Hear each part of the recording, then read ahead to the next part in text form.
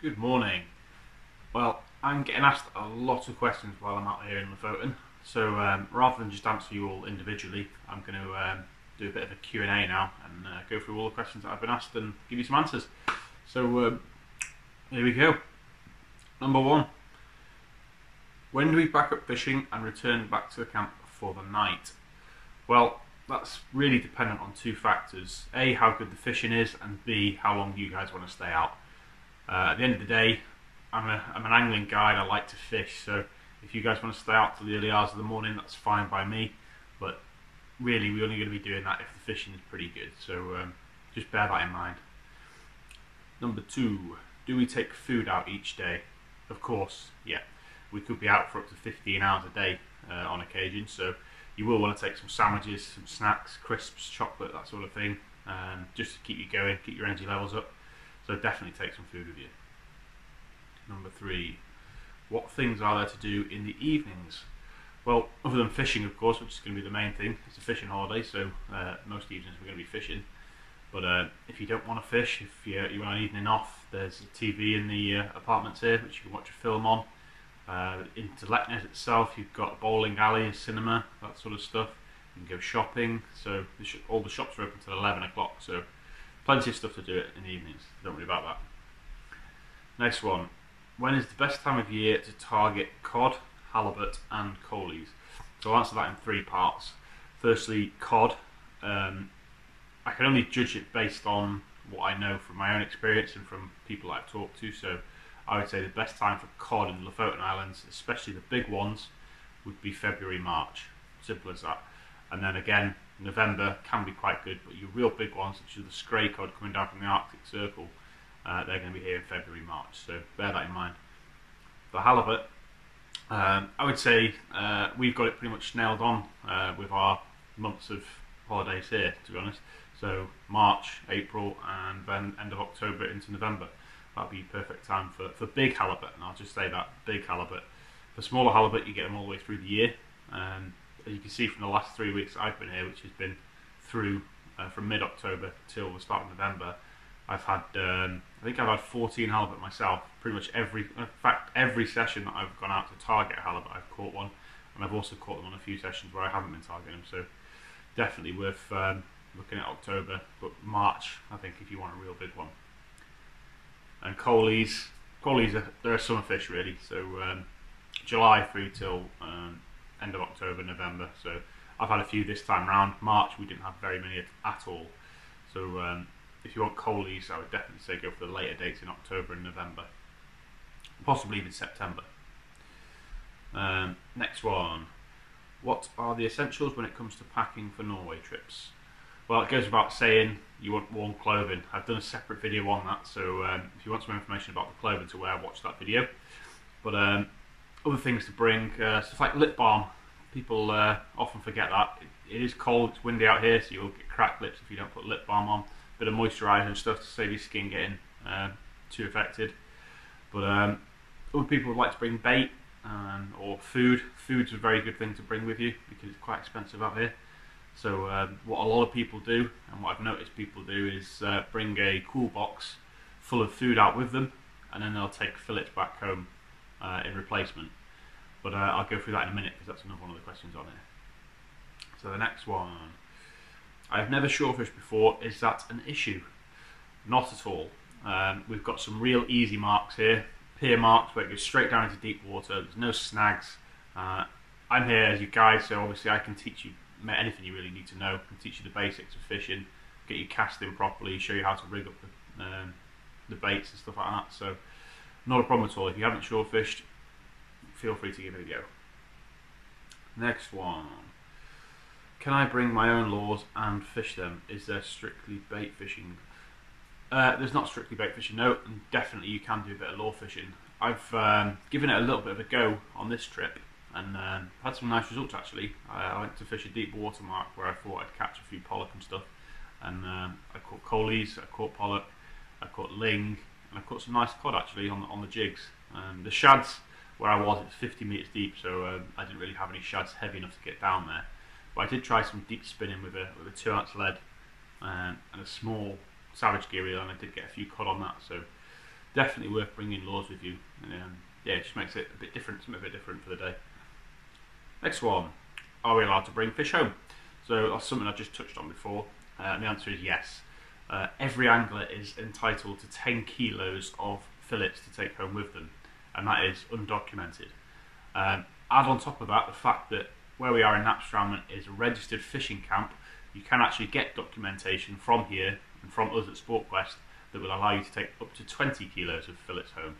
So yeah, in short, you can take 10 kilos without documentation, 20 kilos with. So definitely you can take fish home.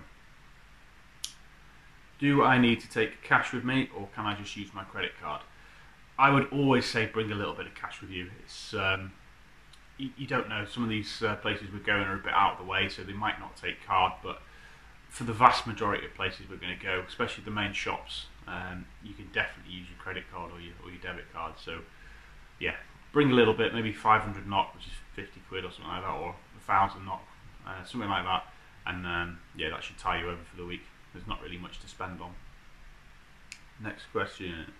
Are all the marks set in stone, or can we look for our own spots? Well, this is one of the best questions, because I'm here to research the place, and if I've got people that are willing to do that with me, absolutely perfect. I love going fishing new marks, love working them out. So if you guys come over and you've seen some marks that you want to have a look at, then please tell me, because I'd be more than happy to go and give you some help and sussing them out. But of course, if you don't want to do that, you just want to fish marks that we've already found and we've already proved successful, then that's fine as well. Because obviously that's what we're here to do. We're here to find those marks so you guys don't have to. Next question. When is the normal time to get up and start fishing? So what I tend to do is base it on the tides. If you've got a good tide in the morning, we'll get up early. If it's not so good, then we'll just get up at a normal time. But you can generally work around waking up at 7, being out the door for 8, fishing by 9 at the latest. So that'll give you first light through till last light fishing. And you do want to make the most of your daytime fishing here, because it does seem to be a lot better in daytime. But yeah, so wake up at 7, finish 8, fishing by 9. Simple as that. Next question. Do we need to pack a rucksack each day full of rigs and bait? In short, yes. You should always have some rigs and bait with you. If you don't want to do that, I've got a box here. It's a guiding box which I've filled thanks to Sportquest, and that's got knives, scissors. It's got all my rigs in. It's probably got about 200 rigs in there, scales, everything you could possibly need, weights, all sorts. So if you did come out with nothing, you can actually get some stuff off me. It's not a problem. The rigs, I can't do them for free, unfortunately, but I could do them at a very good price. So if you did want some rigs, then just let me know before you come out and I'll get them sorted for you. And bait, goes without saying, you're going to need to top up your bait every day. We're going to get through a fair bit. So what I normally do is bring a little cool bag out with me. I've got a little ammo cool sack. I put 10 blueies in that, and that'll sort me for the day really. That's 20 baits. I only fish one rod, if I fish at all, sorry. So, next one. Is the fishing better on flood or the ebb tide? Well, that's dependent on the mark, simple as that. A lot of these marks are flood marks, with high tide being very, very good, but we have found a few that fish on the ebb as well. So don't worry too much about what state of tide we're fishing. I would always say the flood tide is better, because you've got fish moving in over ground that's just getting covered by the tide. But the ebb as well, certain places we've been fishing, and you've got a nice flow of tide on the ebb, so it does get the fishing going. Next question. What rig is fishing the best? Well, my favourite rig, and what I've been using pretty much consistently since I've been out here, is an up and over rig. You can't really go wrong with that. You want a bait on the bottom, because most of these fish you're fishing for are going to be bottom feeders. Halibut, you can get a bait off the bottom for halibut, that's not a problem. But cod, haddock, all that sort of stuff, they're going to be feeding hard on the bottom. So yeah, an up and over rig's perfect for that. Alternatively, you can use a pulley dropper, which works in a similar way, or you could try just a standard pulley rig. But yeah, up and over for me. What bait is fishing the best? That's an easy one. Blueies. I wouldn't use any other bait out here, to be honest. other than maybe worm. Um, Bluey, for whatever reason out here, it just fishes really, really well. I've had some placed to £4.5 this last trip on blueies. I've had cod to £20. I've had halibut nearly £30, all on blueies. So yeah, the blueies will pick up pretty much anything out here. So bring your own bait by all means, crab, worm, stuff like that. And I'm actually trying to get a fork out here so I can dig some worms, because some of the lug beds out here are absolutely insane. I think it'd be quite easy to dig some lug for the place and stuff like that, but bear with me on that one. But bluey, definitely the best bait. Next question. How close is the nearest convenience store and how often do we go there? Well, Leknes is your nearest big town, which is about a 10 minutes drive. It's not far at all. There's 2 or 3 shops in Leknes, all big ones. You've got the Bun Prix, you've got yeah, basically 3 shops out there, and they're open normally from about 7 in the morning through till 11 o'clock at night. So we can go, well, the first time we'll go straight from the airport, simple as that. I'll pick you guys up at the airport, we'll go to the shop, you can pick up any bits you need. I would advise stocking up for at least 3 or 4 days. If people want to go in the meantime, then obviously I can nip out at night when people are having food and stuff like that. That's not a problem. Or we can go early in the morning before we go fishing, or stop on the way fishing. So there's plenty of options for that. But I would say we go straight away, and then maybe we go every 3 days after that. Last question. What has been your top 3 catches from your times fishing on the shores of Norway this year? That's quite a difficult question, because I've had a lot of good fish, but I would definitely say up there as number 1 would be my 82-pound halibut back in March. I don't think that can really be beaten for this year.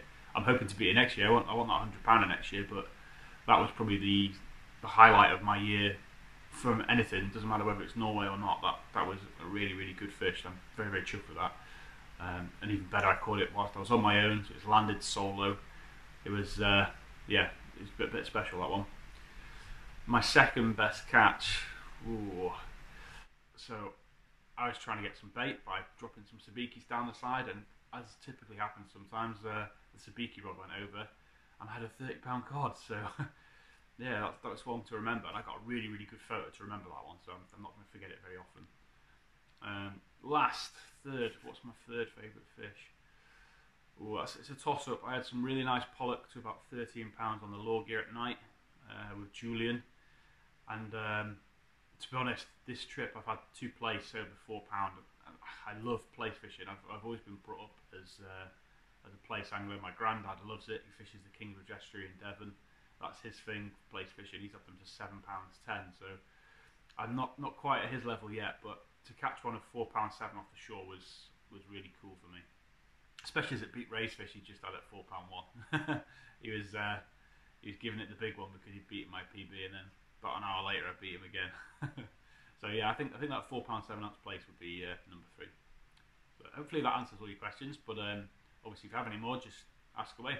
Okay, guys, thanks for watching.